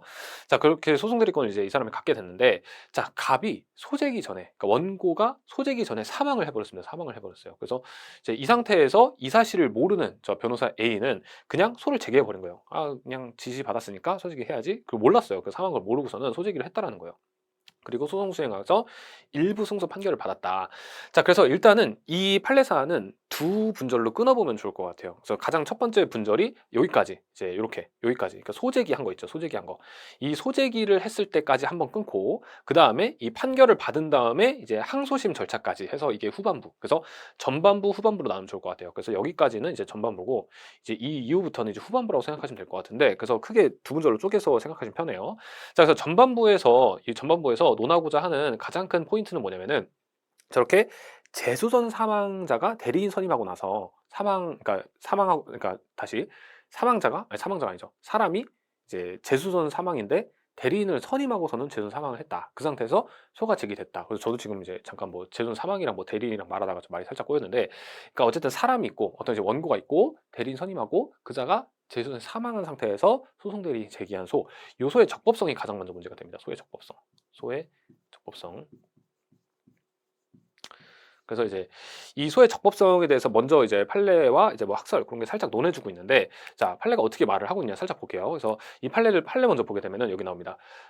이 소재기는 일단 적법하다고 봅니다. 소재기는 일단 적법하다고 봐요. 그리고 이제 소재기의 효력은 상속인들에게 귀속이 된다. 그래서 이제 이 소재기 당시에 어차피 재손 사망자이긴 했지만 소송 대리인이 이제 적법하게 있고 그자가 소송을 수행하다 보니까 소재기 적법하고, 이 소재기 효력 자체, 적법한 소재기 효력은 사망자 상속인들한테 귀속이 된다. 자, 그래서 이 상속인들은 나중에 233조를 유추 적용해가지고 수계를 해야 된다. 그래서 이 수계와 이 233조 어디 나오는 내용이에요? 소송 중 사망이 나오는 내용이죠. 근데 여기서 이제 말하는 이제 이 수계를 해야 된다라고 하는 내용은, 233조 유추에서 수계를 해야 된다는 내용은, 이 소송 대리인이 소송을 쭉 수행하면 1심 소송을 수행하게 되면은 신급 대리 원칙에 따라서 딱 1심까지만 소송을 수행할 수가 있죠. 그러고 나서 이제 판결 종문 송달 받으면은 대리권이 소멸되죠. 그렇죠? 만약에 상소제기 특별수권이 있었다라고 하더라도 상소 제기 직후에 소멸이 됩니다. 그렇죠? 그렇기 때문에 그 이후 절차부터 어떻게 해야 돼요? 상속인들이 절차를 이어나가야 돼요. 그렇기 때문에 여기서 이제 수계를 해야 된다라고 한 거는, 이 소송 대리인 있죠. 이 소송 대리인 소제기하고 뭐 이제 뭐 판결 받고 만약에 특별수권까지 있었다, 상소제기 특별수권까지 있었다, 그러면 상소 제기까지 딱 거기까지 하게 되면은 이 소송 대리 대리권이 소멸하잖아요. 그렇죠? 그러니까 소멸이 됐을 때 그 이후 절차는 얘네들이, 이 상속인들이 233조를 유추 적용해가지고 수계를 해서 절차를 이어나가야 된다라고 하는 거예요. 그래서 여기서 말하는 이 수계는 맨 처음 소재기 시부터 수계해야 된다 뭐 이런 뜻이 아닙니다. 여기서 이제 소송 대리인 적법하게 소재기하고 다 1심에서 해서 소송 수행한 다음에 그자의 대리권이 소멸됐을 때 그 이후 절차부터는 대리인이 없어졌으니까 상속인들이 수계를 해서 절차 이어나가야 될 거다라고 말하는 게 바로 이 내용이에요. 그래서 여기서 이 판례가 소재기 적법하다, 소재기 효력도 다 귀속이 된다 상속인들에게 라고 했었던 가장 큰 이유가 되는 전제 법조문이 바로 95조입니다. 95조. 95조는 뭐냐면은 본인이 사망해도 소송대리인 소송대리권 소멸하지 않는다라는 내용이에요. 그렇죠? 그래서 지금 이제 본인이 사망을 했지만, 원고가 사망을 하긴 했지만 소송대리인의 대리권은 여전히 남아있다라는 거예요. 저 95조에 따라서. 그렇기 때문에 이 소송대리인은 여전히 대리권을 가져서 소재기 적법하게 되는 것이고, 당연히 그 소재기 효력은 상속인들한테 귀속이 될 수밖에 없겠죠. 사망자의 일반 상속인들. 자, 그래서 이제 이렇게 저 판례가 저렇게 판시한 근거가 되는 법조문이 95조라는 걸 기억하시고, 그래서 항상 95조를 먼저 적어주고 시작을 해야겠죠. 이 판례를 적을 때. 그리고 뭐 반대 학설도 있어요. 근데 반대 학설이 뭐 그렇게 막 중요한 것까지는 아니고 그냥 간단하게 이 정도로 여러분들 딱 봐두시면 될 것 같아요. 소송행위의 착수 전에는 뭐 민법상 대리권과 유사하므로 소재기 전 당사가 사망하면은 대리권도 소멸되고 소는 부족하다는 견해가 있다. 뭐 이 정도 살짝 이제 논해주시면 될 것 같고, 그래서 결론적으로 이제 이 판례가 여기서 이제 말하고자 하는 거는 일단 소재기 자체 적법하다. 그리고 그 뒤에 대리권이 소멸한 다음 절차부터는 이렇게 수개로 해가지고 이어나가야 된다. 상속인들이 말을 하고 있는 거예요. 그래서 이제 여기서 제가 이제 좀 짚어드릴 포인트 두 가지가 있는데, 일단 첫 번째로 절차 중단 및 수개 신청. 이 절차 중단 및 수개 신청은 방금 전에 여기서 말씀드렸듯이 이 파란색 이 부분에서 말씀드렸듯이 1심 소송을 대리인이 다 소송 수행한 다음에 만약에 상소제기 특별수권이 없으면은 판결 정보 송달 시에 대리권 소멸하고, 만약에 상소제기 특별수권이 있으면은 상소 제기 시에 딱 소멸이 되잖아요. 그렇죠? 그럼 그 이후 절차부터 어떻게 해야 돼요? 그 이후 절차부터는 중단이 된 상태에서 수개를 해야 된다. 그 내용이 바로 지금 요거예요. 그 내용. 상소제기 특별수권이 없는 상태, 있는 상태 나눠가지고 지금 말씀을 드린 거고, 그래서 요 내용 말하는 거예요. 요 내용. 그래서 두 번째로는 당연 승계에는 논점이 되지 않는다는 거. 그러니까 이 당사자 지위 당연 승계 있죠. 사망을 했을 때 당사자 지위가 당연 승계 되느냐, 요거는 여기서 논점이 되지 않는다는 거. 왜 논점이 되지 않을까? 그러니까 이 당연 승계에 대한 이 논점은 소송 중 사망했을 때, 그러니까 소송 중 사망했을 때 이 지위가, 당사자의 지위가, 원고 피고의 지위가 상속인한테 이제 자동으로 당연히 승계가 된다라고 하는 그 내용인데, 이건 당연 승계가 아니에요. 이거는 이제 소재기 전에 사망했기 때문에 애초부터 소재기 효력은 누구한테 귀속된다? 상속인한테 귀속된다. 상속인데 애초부터 당사자가 된 거야. 다만 이제 절차 수개를 안 하고 있었을 뿐. 아시겠죠? 자, 그래서 이제 그러니까 지위가 승계되는 것과 이제 절차적으로 수개를 하는 거는 이제 다른 측면인 겁니다. 그러니까 지위는 당연히 승계되는 거예요. 수개를 하든 말든. 그렇죠? 그러니까 지금 제가 말하는 건 이제 일반적인 당연 승계에서 말하는 거, 여기서 말하는 게 아닙니다. 그러니까 일반적인 그 지위의 승계는 그냥 뭐 수계보라든지 뭐 그런 절차를 거칠 필요 없이 그냥 지위가 바로 그냥 당연히 승계되는 거예요. 왜냐면 이제 실체법상 포괄 승계 원인으로, 그렇죠? 당연히 그 아버지의 지위를 이제 자식이 물려받는 거잖아요, 그렇죠? 자, 근데 그 수계라는 것은 절차를 이어나가겠다라고 하는 것이니까 지위를 당연히 승계받는 것과는 다른 측면이에요. 절차를 이어가는 거, 그거는 이제 소송 절차 이어가는 거, 수계라는 거를 따로 해줘야 되는 거예요, 그렇죠? 그러니까 그게 이제 당연 승계 개념인데, 지금 여기서는 이 논점에서는 애초에 소재기 시부터 이 상속인들에게 소재기 효력이 귀속되니까 당사자 지위가 중간에 뭐 승계되거나 그런 게 아니라 애초부터 얘들이 당사자인 거예요. 아시겠죠? 그렇기 때문에 이 당연 승계 논점이 여기서 나오지 않는다. 이 두 가지 포인트 기억하시고, 자, 그래서 이제 일단은 이 합판검을 먼저 설명을 드렸거든요. 그래서 이제 이 판례가 말하고자 하는 이 합판검은 일단 여기가 딱 나오고, 자, 제가 이제 후반부 설명드려야 돼요. 여기까지가 전반부 설명이에요. 전반부 설명. 자, 전반부 설명 여기까지 했고, 소의 적법성 논했죠. 자, 그런 다음에 이제 일부 승소 판결을 받았다라고 하겠습니다. 자, 그런 다음에 이 후반부 가시게 되면은 이 상속인, 저 갑의 상속인이에요. 아들이 아들. 자, 상속인이 소송 대리인을 또 이제 B라는 사람을 선임을 했어요. B라는 사람을 새롭게 선임을 해가지고 이 B가 이제 뭐 상소를 제기했다. B가 항소를 제기했다라고 했을 때 이제 올라가잖아요. 그래서 B가 일부 패소 부분에 대해서 간명의로, 사망자죠, 항소하고 의리 항소심에서 절차 수기하면서 수개 전 B가 간명의로 한 행위를 추인을 했다. 그러니까 B라는 사람, 지금 요 사람이죠. B가 간명의로 한 소송 행위를 다 추인했다. 뭐 상소 제기하고 뭐 이런 것들. 자, 그래서 이제 이 경우에 지금 이 누구냐, 이 상속인 의뢰 행위 있죠. 이 의뢰 행위가 지금 이제 적법한 것으로 받아들일 수가 있느냐. 즉 항소심이 여기서, 실제 판례 사안에서는 항소심이 여기서 그 1심 취소하고 소각해 버렸어요. 야, 이거 재소전 사망 간구하고서는 소재기한 부적법한 소잖아. 그리고 네가 이렇게 중간에 막 대리인 선임해 가지고 이게 상소재기 이런 거 다 안 돼. 다 이제 애초부터 저 부적법한 소야. 그래서 이거는 한결이 치유될 수가 없어라고 하면서 1심 취소하고 소각해 버렸거든요. 근데 이제 이런 항소심 판결의 타당성, 즉 이제 항소심 판결의 타당성, 여기서는 이제 1심 취소하고 소각한 것이 타당하냐 묻는 건데, 그 말은 즉슨 뭐냐? 이렇게 을이라는 이 상속인이, 아들이 소송대리인 이렇게 B 선임해가지고 상소 제기한 다음에 자기가 이게 항소심에서 이제 추인한 거, 요 자체가 지금 일단 정당한 것으로 받아들여질 수가 있느냐, 요게 지금 쟁점인 거예요. 만약 이게 정당한 것을 받아들이지 않으면은 그때 이제 항소심이 1심 취소하고 소각해야 되는 게 맞는 거고, 만약에 이게 정당한 것으로 받아들여지게 되면은 절차 그냥 쭉 이어나가면 되는 거죠, 항소심 절차. 그렇죠? 그래서 이 을의 행위 있죠, 을과 이제 B의 행위, 요것이 지금 타당하느냐, 이것을 논하고자 하는 게 바로 이 후반부예요. 이제 상속인의 이제 절차 진행 및 항소 타당성. 자, 이것을 논하고자 하는 게 바로 이 후반부라는 거예요. 그렇죠? 그래서 이 전반부 후반부 나눠주시고, 그래서 후반부는 이제 이렇게 지금 이 행위가 타당하냐 이걸 검토를 해봐야 되는데, 자, 이거를 검토를 할 때 여기가 나와요. 이게 뭐냐면은 애초에 저 A라는 소송대리인한테 상소제기 특별수권이 있었느냐 없었느냐, 자, 요거에 따라서 한번 우리가 두 가지 경우를 갈라서 생각해 볼 수가 있거든요. 두 가지 경우 이제 서로 경우가 달리 생각을 해볼 수가 있어요. 그래서 각각 한번 보도록 할게요. 자, 일단은 상소제기 특별수권이 있는 경우부터 보겠습니다. 자, 상소제기 특별수권이 있으면 어떻게 돼요? 상소 제기 시에 중단돼요. 상소 제기 시. 그러니까 절차가 이제 1심 판결 정보 송달받고 중단하는 게 아니라, 그때는 중단 안 되죠? 상소적인 특별수권이 있으니까 A한테. 자, 그럴 때는 이 상소가 제기된 다음에 중단이 돼요. 그쵸? 그쵸? 자, 그렇기 때문에 지금 을이라는 이 상속인이 소용대리인 비선임해가지고 이제 이 상소심에서 그 자기가 절차 수개하고 뭐 추인하고 이런 행위들 있죠. 이것이 그냥 정당한 것이 돼요. 왜냐면 상소 제기 시에 중단이 되니까. 상소 제기 시에 중단이 되니까 이 상소심에서 수개하고 그런 것들은 다 이제 적법하게 받아들일 수가 있다. 그쵸? 그래서 요거는 이제 괜찮아요. 그냥 항소심에서 이제 상속인 을이 이제 수개 하면 되는 거예요. 그래서 요거는 이제 지금 항소심에서 을이 이렇게 수개하게 되면은 그냥 바로 정당한 행위가 돼버려요. 그쵸? 자, 근데 이제 요거 상소제기 특별수권이 만약에 없었다라고 하게 되면 언제 돼요? 언제 중단돼요? 1심 판결 정보 송달을 받자마자 중단이 돼요. 왜냐면 그때 소송대리권이 소멸하거든요. 그쵸? 심급대리 원칙에 따라서. 자, 그래서 이제 1심 판결 정보 송달 받고 중단이 되는데, 자, 근데 여기서 을이 아직 수개 안 했잖아요. 그러니까 1심 판결 정보 송달 받고 중단이 되는데, 거기서 원래 원칙대로, 원래 이제 FM대로 하면은 거기서 수개를 먼저 해서 중단을 해소한 다음에 상소를 해야 되죠. 그쵸? 이것이 원래 FM 정식 원칙 이거잖아요. 근데 그러지 않고 수개하지 않은 상태에서 상속인 을이 그냥 비선임해가지고 절차를 그냥 먼저 진행해버린 거예요. 수개 안 해버리고, 수개 안 하고 그냥 판결 정보 송달 받은 상태에서 수개 안 하고 상소 제기를 먼저 해버리고, 그리고 항소심에 올라가서 수개를 하고, 그리고 추인을 하고 이렇게 해버린 거예요. 자, 그럼 이거 어때요? 이거 어디서 많이 본 거 아니에요?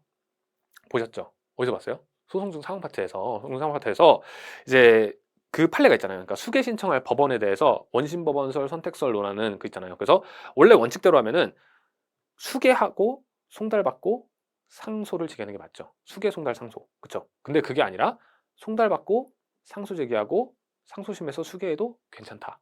이것도 이제 괜찮다라고 말하죠. 그래서 수개 신청할 때 원래 원심에서 하는 게 원칙이지만, 원심에서 중단해서 원심에서 하고서는 송달 받고 이제 상소 제기하는 게 원칙이지만, 그게 원칙이지만 이제 먼저 송달 받고 상소 제기한 다음에 상소심에서 수의 신청해가지고 이제 추인해도 괜찮다라고 하는 게 바로 이제 판례의 취지, 판례의 내용이죠. 그래서 선택설이라고 말을 하잖아요. 수의신청 법원에 대해서. 그래서 여기서 그 법리가 좀 나오는 거예요. 그래서 상소제기 특별수권이 만약에 없었다 그러면 판결 정보 송달 시 중단이 되는 것이 원칙이고, 수개를 먼저 했어야 되는데 수개하지 않고 먼저 상소제기 먼저 했다. 이렇게 대리인 따로 선임해가지고 그런 다음에 항소심에서 올라가서 수개 신청하고 이렇게 추인하는 거. 이것도 이제 괜찮다라는 거예요. 그렇죠? 그래서 원래 원칙대로라면은, 이건 원칙대로라고 하게 되면은 어떻게 해야 돼요? 원칙대로라고 하게 되면은 상호적인 특별수권이 없으면은 판결 정보 송달 받고 그때 대리권이 소멸하니까 수개 먼저 하고 그 다음에 상소를 제기했어야 돼요. 그죠? 이것이 원칙이에요. 그죠? 근데 다만 우리 판례 입장, 선택설 입장을 이제 우리가 판례 그 취지를 비춰봤을 때 원칙의 예외라고 할까요? 예외라고 할게요. 예외라고 하게 되면은 일단 수개를 먼저 안 하고 상소를 먼저 제기한 다음에 이제 항소심을 수개하고 그리고 추인하는 거 있죠. 왜냐면 이제 이 상소는 중단 중 상소잖아요. 중단 중. 절차 수기 안에서 중단 중인데 상소를 먼저 제기한 거잖아요. 그렇죠? 그러니까 좀 이제 하자가 있는 상소죠.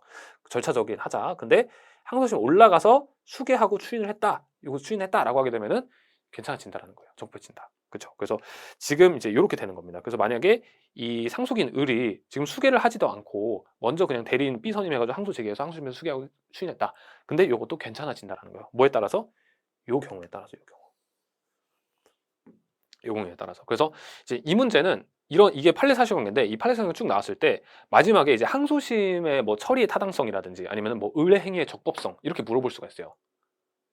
그러니까 이게 실제로 기출문제 나왔을 때 55에 아마 나왔을 거거든요. 55에 나왔을 때는 소재기가 적법한가 여기까지 물어봤어요. 전반부까지 물어봤어요. 근데 문제가 이제 그렇게 안 나오고 전체 판례를 다 물어본다. 그러면은 뭐 요거뿐만 아니라 이제 이 항소심의 처리의 타당성이라든지 또는 의행위의 타당성, 적법성 이렇게 물어볼 수가 있어요. 그랬을 때 여러분들은 이 앞에 맨 처음에 소가 적법하다는 거, 소재기 적법하다는 거 먼저 써주고, 지금 그 다음에 제가 지금 설명드리고 있는 이 후반부 내용 있죠. 요거를 써주셔야 되는 거예요. 그래서 그렇게 이 후반부 내용을 쓸 때는 A한테 애초에 상속의 특별수권이 있었냐 없었냐 이걸로 구분을 일단 먼저 해주시고 각각 써주시면 되는 거예요. 하나의 목차에서 각각 이제 그 분기해가지고 각각 써주시면 되는 거예요. 그래서 상속의 근데 이제 만약에 분기형으로 안 나오게 문제가 나올 수도 있겠죠. 만약에 그냥 문제에서 그냥 딱 줬을 때 예를 들어서 상속의 특별수권이 뭐 없었다 이렇게 그냥 애초에 줬을 수도 있어요. 문제에서. 근데 만약에 상속의 특별수권이 뭐 있다 없다에 대해서 이제 명확하게 안 줬을 수도 있거든요. 그랬을 때 뭐 분기해서 써야죠. 있는 경우 없는 경우. 근데 그게 아니라 만약에 뭐 상속의 특별수권이 뭐 있다라고 문제 줄 수도 있고 없었다라고 줄 수도 있어요. 그럼 그거에 맞게 한쪽에 따라서 푸시면 되는 거예요. 그렇죠? 근데 그게 아니라 지금 여기서는 제가 이제 두 가지를 다 그 전제를 하고서는 두 가지를 다 이제 경우의 수를 나눠 가지고 이제 보여드리고 있는 겁니다. 그래서 지금 항소심 을이 이제 항소심에서 을이 수개를 할 수도 있는 것이고 상수적 특별수권이 있으면 이거 이 자체가 적법해지는 거고 그리고 상수적 특별수권이 없으면은 원래 원칙대로 이렇게 해야 되는 게 맞지만 지금 을이 먼저 상수얘기하고 나중에 수개하고 추진해도 괜찮다. 그래서 이렇게 이 두 가지 경우 이렇게 써주시면 되는 거예요. 그렇죠? 그래서 이거를 목차로 한번 보여드리게 되면은 이거 제가 써놨네요. 잘 써놨네요. 쟁점 이렇게 전반부 후반부, 전반부 후반부예요. 지금 쟁점 두 개. 그래서 이걸 목차로 보여드리게 되면 이렇게 되는 거예요. 그래서 이렇게 그래서 여기까지가 전반부 그리고 여기서부터가 이렇게 후반부라고 보시면 될 것 같아요. 후반부. 여기서부터 후반부. 그래서 이제 절타 중단 및 수개 신청 이 부분은 이제 상소제기 특별수권이 있느냐 없느냐. 상소제기 특별수권, 상소 특별수권. 아까 그 A한테 그리고 여기 상소제기 특별수권이 있냐 없냐. 있냐 없냐.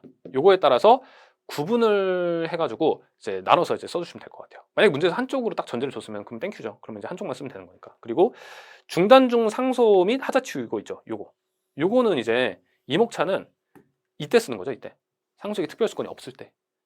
상소기 특별수권이 없어가지고 원래는 이제 수개를 먼저 하고 상소를 했어야 되는데 그러지 않고 상소 먼저 하고 나중에 수개를 했을 때 중단 중 상소잖아요. 수개 안 하고 상소했으니까. 그죠? 중단 중 상소임에도 불구하고 하자치유가 될 수가 있다는 내용을 이제 이걸 쓸 때, 이 두 번째 요거를 쓸 때는 이목차를 추가로 써줘야겠죠.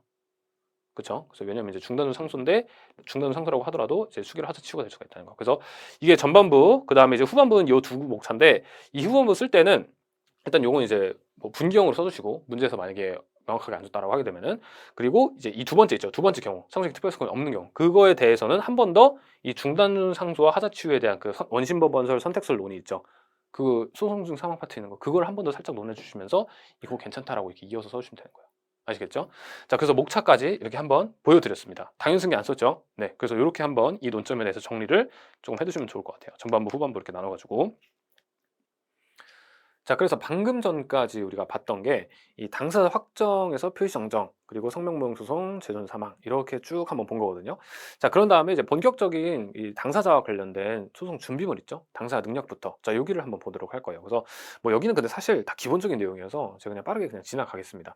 자, 일단 당사자 능력 파트 보시게 되면은 뭐 다 아시는 내용이 있고 여기서 이제 실질적 당사자 능력자와 형식적 당사자 능력자 이 개념이 나오죠. 그래서 제가 그 아까 전에 그 표시 정정 파트, 그 당사 확정 파트에서 설명을 드릴 때 뭐 형식적 당사, 뭐 실질적 당사자 이거 설명을 드리면서 실질적 당사 능력자 개념, 형식적 당사 능력자 개념 요거랑 조금 이제 구별을 해두셔라라고 말씀을 드렸잖아요. 그래서 요거는 이제 당사 능력 파트에서 나오는 것이고 51조, 52조에서 각각 이제 민법상 권리 능력자는 당사 능력이 있고 이제 왜냐하면 이제 이 특별한 소송상 특별한 규정이 없을 때는 민법에 따른 규정에 따라서 이제 결정이 된다라고 말을 하잖아요. 이 51조에서. 그런데 이제 비법인 사단, 비법인 재단은 민법상 권리 능력이 없음에도 불구하고 이 소송상으로 당사 능력을 인정해 준다. 권리 능력이 없는데도 불구하고 원래 권리 능력이 있어야지만 당사 능력을 인정해 주는데 대응이 되니까 자 그래서 이제 이 두 가지 개념을 좀 비교해서 알아두면 좋을 것 같고 이제 인정해 주는 취지는 뭐 다들 아시죠? 이제 이렇게 비법인 사단에 대해서도 소송 주체로서 재산 관계에 대한 소송을 해야 되는 경우가 좀 많다 보니까 그래도 우리가 특별히 권리 능력은 없지만 당사 능력을 인정을 해주긴 해주겠다. 근데 다만 이제 비법인 사단으로서의 실질을 갖춰야 되긴 합니다. 그래야지만 당사 능력이 인정돼요. 그러지 않고서는 당사 능력이 인정이 안 된다. 그래서 이제 이렇게 형식적이라는 말을 씁니다. 권리 능력이 없는데 그냥 우리가 형식적으로 소송상 인정해 주겠다라는 거를 이제 여기서 보여줄 수가 있는 것이고 그래서 법조문 이제 법조문 50조 50조 기억해 주면 좋을 것 같고 그래서 예시들을 제가 올해는 책에 좀 다 넣어놨어요. 그렇게 해서 실질적 당사 능력자 그래서 민법상 권리 능력이 인정되는데 이제 소송법상으로도 그러니까 당연히 이제 당사 능력이 인정된다고 볼 수가 있는 것들 그래서 이렇게 한번 쭉 보시면 될 것 같고 다만 이제 하부 행정구역 읍면 이런 것들은 당사 능력이 인정이 안 된다라는 거 기억하시면은 되겠습니다. 그래서 살짝 그 예시들만 알아두시게 되면은 문제 나왔을 때 좀 편하니까 그리고 이제 이 비법인 사단과 비법인 재단에 속하는 그런 개념들을 제가 이렇게 예시를 넣어놨어요. 그래서 대표적으로 뭐 종중, 뭐 자연불악은 뭐 이제 동리 같은 그런 이제 하부 행정구역 같은 걸 말하는 것이고 동리 나오죠. 그리고 이게 교회, 사찰 이런 종교 단체 이것도 이제 비법인 사단으로서 그 단체로서 이렇게 인정을 해준다. 그리고 뭐 재건축조합, 아파트 분효회, 입주자 대표회의, 뭐 정당법상 정당, 뭐 채권단 다양한 예시가 나와요. 그래서 이것도 다 이제 비법인 사단이 될 수가 있는데 근데 이제 주의하셔야 될 거는 비법인 사단이 일단 예시를 알아두시긴 알아두시되 그냥 비법인 사단인지 아닌지는 명칭으로만 결정되는 게 아니에요. 제 책에도 각주에 넣어놓긴 했는데 단순히 명칭으로만 결정되는 것이 아니라 그 단체의 실질에 따라서 결정이 되는 거거든요. 그래서 이제 여기서도 보면은 재건축 조합이라고 써 있으니까 이거 조합이네 이렇게 생각하실 수 있는데 그렇지 않다라는 거예요. 그러니까 이렇게 조합이라고 써 있긴 하지만 그 단체의 실질은 비법인 사단 실질을 갖고 있기 때문에 비법인 사단으로 이제 보는 경우가 있다. 그래서 뭐 이런 경우를 하더라도 뭐 아파트 분유회 뭐 아니면 뭐 이런 이제 뭐 입주자 대표 이런 거라고 하더라도 만약에 그 단체로서의 실질을 제대로 갖추지 못했으면은 그때는 당사자력 인정이 안 됩니다. 아시겠죠? 단체로서의 실질을 갖춰야 돼요 일단. 그래서 비법인 사단 요건 다들 뭐 아시죠? 그래서 이렇게 크게 예시를 세 가지를 나눠볼 수가 있겠고, 그래서 제가 이거 지금 잘라드린 것도 분절 잘라드린 것도 규칙성이 다 있는 거예요. 그래서 일반적인 경우, 그리고 뭐 이제 종교단체, 그리고 이제 우리 주변에서 흔히 볼 수 있는 뭐 이런 자잘한 단체들, 기타 예시들 이렇게 넣는 것이고, 그 다음에 이제 뭐 장학재단, 자선기금, 유치원, 이거는 이제 비법인 재단, 비법인 재단의 예시로서 제가 이제 가져온 겁니다. 그런 다음에 이제 학교랑 학교 명칭과 노인요양센터 이 두 가지는 비법인 사단에 해당한다고 볼 수가 없다라는 판례가 있죠. 그래서 실제로 이거 기출이 된 적이 있죠. 이게 59회 기출이었나요? 그렇죠. 59회 기출이었나? 그래서 그때도 물론 이제 노인요양센터가 이제 비법인 사단에 해당되지 않는다라는 거를 아시는 분들은 아시고 계셨어요. 근데 이제 거기서 조금 이제 간과하셨던 게, 이 비법인 사단에 해당이 되려면은 단순히 명칭으로서만 결정이 되는 것이 아니라 그 단체 실질을 따져봐야 된다고 했잖아요. 그래서 실제로 그 문제를 풀 때도 단체의 실질을 이 비법인 사단의 그 성립 요건이죠. 그거를 한번 써주시면서, 자, 요거 노인요양센터는 뭐 비법인 사단의 이런 이제 성립 요건을 갖추지 못한 것으로 보이고 단순 명칭에 불과하다. 이렇게 조금 그 비법인 사단에 대한 일반론이라든지, 그리고 뭐 조합의 뭐 특징, 조합에 해당하는지 뭐 이런 걸 살짝 이제 적어주셨던 분들은 점수가 잘 나는데, 그냥 딱 이제 이거 노인요양센터는 이제 그 비법인 사단이 아니다, 이렇게 거의 결론 위주로만 쓰고 그 비법인 사단의 단체 실질에 대해서 조금 이제 구체적 판단을 안 해준 분들 있죠. 그런 분들은 이제 점수가 조금 이제 안 나왔을 수 있어요. 그래서 항상 이제 무조건 이렇게 결론만 아는 것이 중요한 게 아니라 이제 이런 것들이 이제 어떻게 좀 접근해야 되는가, 그리고 어떤 논리에 어떤 법리에서 나온 거, 이거를 좀 생각을 해보셔야 돼요. 그죠? 그래서 이제 이런 것들을 이제 안 되는 예시, 그래서 안 되는 예시들은 이제 당사자력 인정 안 되는 예시들은 제가 회색 박스로 넣는 겁니다. 당사자력 인정되는 거는 노란색 박스로 넣는 거고. 그래서 이렇게 한번 예시 보시면 좋을 것 같고, 그래서 뭐 이거 예시를 막 외울 필요까지는 없는데 한번 보면 대충 그 느낌 오잖아요. 대충 그렇게만 이제 예시 기억하시면 되는 것이고, 그래서 이제 그 당사자 능력 파트 바로 다음에 나오는 게 비법인 사단의 소송 수행 방안, 그리고 조합의 소송 수행 방안이에요. 그렇죠? 그래서 이 단체 두 가지 단체가 대표적으로 이제 민사 소송에서 나오는데, 얘네들이 그럼 소송을 어떻게 수행할 거냐, 이제 그것을 논하는 것이고, 지금 이제 요 왼쪽과 오른쪽 제가 지금 이제 왔다 갔다 지금 하면서 보여드리고 있는데, 목차 틀은 똑같아요. 지금 의의 취지, 그리고 이 단체의 당사 능력, 그리고 이제 실제 소송 수행 어떻게 하는가, 똑같죠 목차가. 그래서 똑같은 목차 안에서 이제 보시면 좋을 것 같고, 이 비법인 사단의 경우에는 형식 당사 능력자로 인정이 되잖아요. 그렇죠? 당사 인정이 되잖아요. 그러니까 사회 주체로서 이제 경제 활동을 할 필요가 있어서 이렇게 당사 능력을 인정해 주는 것이고, 이게 조합과의 차이점이죠. 조합은 인정을 안 해주죠. 조합은 인정을 안 해줍니다. 자, 그래서 소송 수행할 때는 그렇기 때문에 이렇게 당사 능력을 인정해 주기 때문에 일단 첫 번째로 요거를 할 수가 있어요. 비법인 사단 명의, 비법인 사단 이 자체의 명의로서 소송 원고, 피고가 될 수가 있다는 거예요. 다만 총의 결의는 있어야 돼요. 소지기 할 때 총의 결의 있어야 돼요. 총의 결의가 만약에 없다라고 하게 되면은 총의 재산에 관해서 사안총의 결의가 겹치지 않고 소를 제기했다. 그럼 소재기에 관한 특별수권 흠결이라고 보고, 그래서 이런 경우는 어떻게 돼요? 소각화를 해야 되는 거잖아요. 그렇죠? 소각화 해야 되는 것이고, 이건 직권조사 사항이죠. 직권조사 사항. 직권조사. 그리고 이제 소각화를 해야 되는 것인데, 다만 소각화 직전에 뭘 해야 된다? 이제 지적 의무를 한번 행사하고서는 소를 각하해야 된다. 야, 너 이거 총의 결이 거치지 않은 것 같은데 이거 좀 문제 있는 거 아니냐? 한번 그 명확하게 해볼래? 이거 좀 우리 각하해야 될 것 같은데 좀 어떻게 또 좀 얘기 좀 해볼래? 이렇게 의견을 줄 기회 줘야 된다. 그래서 이제 이 법리, 이제 요 특별수권 흠결에 해당한다. 그리고 각하하기 전에 한번 지적의무 행사해 줘야 된다. 이것도 이제 같이 이제 연결지어서 알아두시면 좋을 것 같아요. 이 비법인 사단 명의로 소재기할 때 총의 결의가 있어야 되는 것인데, 이 총의 결의와 관련돼서 이제 취급, 그리고 이제 지적 의무에 대한 거 같이 연결지어서 알아두시고, 그래서 제가 이렇게 그 GS A형 때 아마 말씀드렸던 것 같은데, 2023년도 GS A형에서 말씀드렸던 것 같은데, 그때 이제 그 이런 그 지적 의무 행사하고 소를 각하해야 된다. 그러니까 소송 요건 흠결에 대해서 소를 각하할 때 지적 의무 행사하고 각하해야 된다는 판례가 한 6, 7가지 예시가 있잖아요. 그래서 제가 그거 예시 설명드리면서 항상 이 그 지적 의무 행사하고서는 소각할 때 그 논점은 앞에 그 직권조사 사항인지 여부를 먼저 이렇게 따져주고 그 다음에 지적 의무 행사하고 소각해야 된다. 이 논리가 공통적으로 판시들이 쭉 다 판시를 해왔었다라고 제가 말씀을 드렸었어요. 그래서 대표적인 예시가 뭐가 있죠? 그렇게 지적 의무 행사하고 소각하는 게 부재소 합의, 그렇죠? 부재소 합의. 그리고 또 뭐가 있어요? 뭐 대표권 흠결, 대표권 흠결. 그리고 이제 이 대표권 흠결과 비슷한 결로 이 특별수권 흠결, 요것도 이제 요거랑 비슷한 결로 들어간다라고 보시면 될 것 같고, 되게 많잖아요. 쭉쭉쭉 이렇게. 이렇게 쭉쭉 많은데 뭐 당사 적격도 있을 것이고, 그렇죠? 당사 뭐 적격도 있을 것이고. 그래서 이렇게 쭉 있는데, 뭐 이런 사안들 보면은 제가 이제 이 지적 의무 행사하고 소유권 흠결로 소를 각하할 때는 그 앞에 먼저 이것이 직권조화 사항에 해당한다라는 거를 같이 먼저 판시를 해준 경우가 있다라는 거예요. 왜 그럴까? 왜냐면은 지적 의무 행사했다라는 것은 당사자가 전혀 이제 쟁점이 되거나 다투지도 말도 하지도 않고 있었는데 법원이 갑자기 이걸 꺼내들어 들면서 야 이거 소송금 흥결로 각하될 것 같은데 이렇게 말을 한다는 거예요. 그 말인즉슨 법원이 직권으로 자기가 봤다라는 거예요. 직권으로 조사해 봤다라는 거예요. 당사자는 전혀 다투지 않고 쟁점이 된 바도 없고 다른 것의 본안에 대해서 말하고 있는데 갑자기 법원이 이거 소송금 흥결된 것 같은데 이거 각하해야 될 것 같은데 지적 의무 한번 행사해야겠다 이렇게 된다는 것은 그 말인즉슨 그 전제에는 그것에 대해서 직권으로 조사했다는 뜻이잖아요. 그쵸? 그렇기 때문에 이 지적 의무 행사하고 소를 각하해야 된다는 논점들 중에는 좀 많은 판례들이 직권조화 사항인지 여부를 먼저 검토하고 지적 의무 논점, 그다음에 소각하 이런 논리 플로우로 가는 경우가 많거든요. 이 예시들이 이 지적 의무 행사하고 소각하는 예시들이. 그래서 이제 제가 이거를 직권조화 사항 해당 여부, 지적 의무 행사 여부 요걸 제가 연결지어서 이제 이걸 생각해 두시라고 예시를 쭉 이렇게 말씀드렸었는데 그게 이제 60회 시험에 나왔잖아요. 그쵸? 이제 살짝 말씀드리면 실제로도 60회 시험에서도 그 대표권 흥결이 직권조사 상인지 여부 그렇기 때문에 이제 법원이 자기가 이제 당사자들이 쟁점으로서 전혀 다투지 않고 있는데 불구하고 법원이 직권으로 조사해가지고 심리해 보니까 각하해야 될 것 같은데 전혀 쟁점이 된 바가 없으니까 지적금을 한번 행사해줘야 된다 이 말 이렇게 연결이 된 거예요 논리가. 그렇죠. 그래서 이제 이 직권조사 상인지 여부 그리고 이제 지적금 행사 여부 이거는 이제 좀 연결된 논점인 것이고 실제로 그 60회 시험에서도 그 문제 2-1이었나 막 그럴 거예요. 2-1 거기서 아마 이 논리 그대로 직권조화 사항인지 먼저 검토하고 그 다음에 지적금 행사해야 되는 그거가 그대로 아마 문제로 나왔을 겁니다. 그렇죠? 그래서 여러분들이 그러니까 제가 이제 그 평상시에 설명드리는 이런 이제 논리 플로우라든지 그런 거를 잘 한번 곱씹어 보세요. 제가 이제 한번 다 이제 그 정리를 해가지고 설명을 드리는 거니까 그렇죠? 자 그렇게 한번 보시면 될 것 같고. 이제 동그라미 2번. 그러니까 비법인 사단 명의로 제기하는 것뿐만 아니라 구성원 전원이 이 비법인 사단 단체니까 이 단체 안에 속해 있는 구성원들이 전원이 소송을 수행하는 경우도 있을 수가 있겠다. 그래서 이거는 고필이다라고 하는 거 다들 아시죠? 그리고 보존행위의 경우도 마찬가지로 고필로 해야 된다. 그래서 두 가지 방식이 있다라는 거야. 그렇죠? 두 가지 방식. 그리고 이제 구성원 전원이 소송 수행할 때는 앞에 이제 고유필적 공동소송에 해당한다라는 그 공동소송 형태를 먼저 적어주는 거 선결론적으로.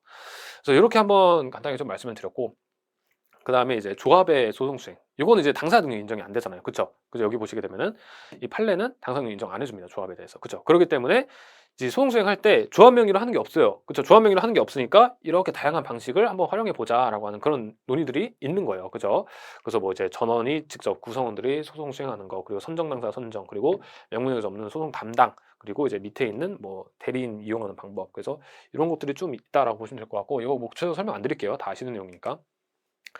그래서 이제 이거는 이제 조합에서 그러니까 이 합유 재산에 관련돼서 대표적으로 조합에서 이제 이 능동 소송과 수동 소송을 수행할 때 뭐 고필이냐 통공이냐 이거 예시를 좀 말씀을 드리는 것이고 뭐 이거는 다들 뭐 아시는 거니까 넘어가시되 제가 이 공동수급체 관련 판례만 딱 설명드리고 마칠게요. 자 보시게 되면은 자 공동수급체는 이제 조합의 실질을 가지는 거라고 볼 수가 있겠다. 그래서 이거는 뭐냐면은 도급인이 공사를 맡기려고 얘네들한테 이제 경쟁 입찰을 시키는 거예요. 그래서 야 이거 공사 이거 수주해서 이제 할 사람 해가지고 이제 얘들이 이제 경쟁 입찰에 참여해가지고 자기들이 공사를 따내는 건데 뭐 이제 건설 회사들 A 회사, B 회사, C 회사, D 회사, E 회사가 있는데 A, B, C 회사가 얘네들이 공동 수급체를 이렇게 결성을 할 수가 있다라는 거예요. 컨소시엄이라고도 하기도 하는데 뭐 근데 개념들이 좀 복잡해가지고 뭐 이렇게 컨소시엄이 꼭 이제 뭐 한 종류의 형태만 있는 거 아닌 것 같아요. 뭐 다양한 종류가 있는데 어쨌든 우리는 그게 중요한 게 아니라 공동 수급체로서 얘네들이 이제 하나의 그런 이제 그 뭐지 연합 그 약간 이제 연합체 그렇게 이제 결성을 하는 거예요. 그래서 누구는 뭐 이제 뭐 철근 담당, 누구는 뭐 이제 시멘트 담당, 뭐 누구는 뭐 이제 그 운송 담당 이렇게 해가지고 각각의 회사들이 모여가지고 공동 수급체로서 하나의 덩어리로서 이 공사를 따낼 수가 있다라는 거죠. 근데 이 단체 실질이 지금 조합인데. 자, 이 공동수급체 관련된 판례가 이제 한 두 가지가 있다. 그래서 이 두 가지는 같이 하나의 판례인 것이고, 이 밑에 있는 건 또 다른 판례거든요. 자, 그래서 이제 이 판례, 요 판례랑 요 판례를 지금 이제 말씀을 드릴 건데 자, 첫 번째 판례는 뭐냐면은 도급인에 대해서 갖는 채권이 있죠. 뭐 공동 수급체가 이 도급인에 대해서 뭐 대금 채권을 가진다거나 그럴 수가 있잖아요. 공사대금 채권이라든지. 그래서 그 채권은 합유적으로 기소되는 거다. 저 조합에다가. 그러니까 구성원 1인이 단독으로 출자 지분에다는 급부 청구를 할 수가 없다. 이거 불가입니다. 불가. 이게 지금 흰색으로 써 있어가지고 안 보이는데 불가입니다. 불가. 그래서 이제 요거는 이제 전원이 다 같이 해야 된다는 거죠. 공동수급체 구성 전원이 다 같이 저 도급인에 대해서 행사를 해야 된다. 고필이다라고 말을 하는 거예요. 고필. 합의적으로 기속되니까 원칙적으로는 고필인데 다만 이제 항상 그런 것은 아니고 예외적인 게 있다는 거예요. 개별 구성원 있죠. 이 공동수급체 개별 구성원 A, B, C 각각이 개별 구성원으로 하여금 지분 비율에 따라서 직접 도급인에게 어떤 권리를 가지는 것으로 약정을 해놓을 수 있어요. 왜냐면 계약자의 원칙이니까 그렇죠. 그래서 약정을 이렇게 할 수가 있는데 이런 약정이 있다라고 하게 되면은 구성원 1인이 지분 비율에 따라서 자기의 그런 권리를 청구할 수가 있다는 거예요. 누구한테? 저 도급인한테. 그래서 약정이 특별히 있는지 없는지 봐야 돼요. 자기가 개별적으로 자기 지분에 따라서 이렇게 청구를 단독으로 이렇게 할 수가 있는지, 이게 있는지 없는지 그 약정을 보셔야 돼요. 만약에 그런 게 있다라고 하게 되면은 이제 지분 비율에 따라서 자기 권리를 청구할 수가 있다는 거예요. 그래서 원칙과 예외로서 이렇게 생각을 하시면 좋을 것 같아요. 이때는 뭐 통공이라고 볼 수가 있겠죠. 각자 자기 거 알아서 하는 거니까. 자, 그런 다음에 이제 이번에는 그 로마자 이번에는 이거는 낙찰자 선정 무효 확인의소라고 볼 수가 있는데, 이거는 보존행위 때문에 이제 통공으로 봤었던 그런 사안이었어요. 그래서 보시게 되면 공동수급체 구성원 중 1인이 낙찰자 선정 무효 확인의소를 제기하는 것은 공동수급체가 경쟁 이탈과 관련해서 갖는 법률상 보호받는 이익이 침해될 우려가 있어 그 현상을 유지하기 위해서 이제 합유재산의 보존행위다. 그렇기 때문에 1인이 제기할 수가 있다라고 하는 거예요. 그래서 예를 들어서 뭐 이제 도급인이랑 이 도급인이 뭐 이제 뭐 D라는 애랑 짜고 얘한테 이제 이렇게 그냥 공사를 이제 로비해 가지고 그냥 넘겨줬다라는 거예요. 마치 수의 계약하듯이. 그래서 이제 이렇게 너네한테 그냥 내가 그 너네가 나한테 돈 좀 줬으니까 너네한테 줄게 공사, 이런 식으로 될 수가 있다는 거예요. 자, 그랬을 때 이 공동수급체가 그거 알고 아니 이거 부당한 거 아닙니까? 이렇게 하면 안 되지 않습니까? 이건 정당하지 않습니다라고 하면서 이 낙찰자 선정 무효 확인의소를 이렇게 제기할 수가 있다는 거예요. 낙찰자 선정 무효 확인의소. 근데 그랬을 때 이제 A, B, C가 다 같이 제기해야 되느냐, 아니면은 뭐 B나 C, A 뭐 각각 한 명이서 이 낙찰자 선정 무효 확인의소를 제기할 수가 있느냐, 그 내용이었는데 한 명이 제기할 수 있다는 거예요. 왜요? 보존행위니까 보존행위. 그래서 보존행위니까. 그래서 여기 나오죠. 이 조합에 대한 조합 소송에서도 보존행위의 경우에는 한 사람이 제기할 수 있다. 그래서 그 예시 중에 하나가 이렇게 낙찰자 선정 무효 확인의 청구로 들어가 있습니다.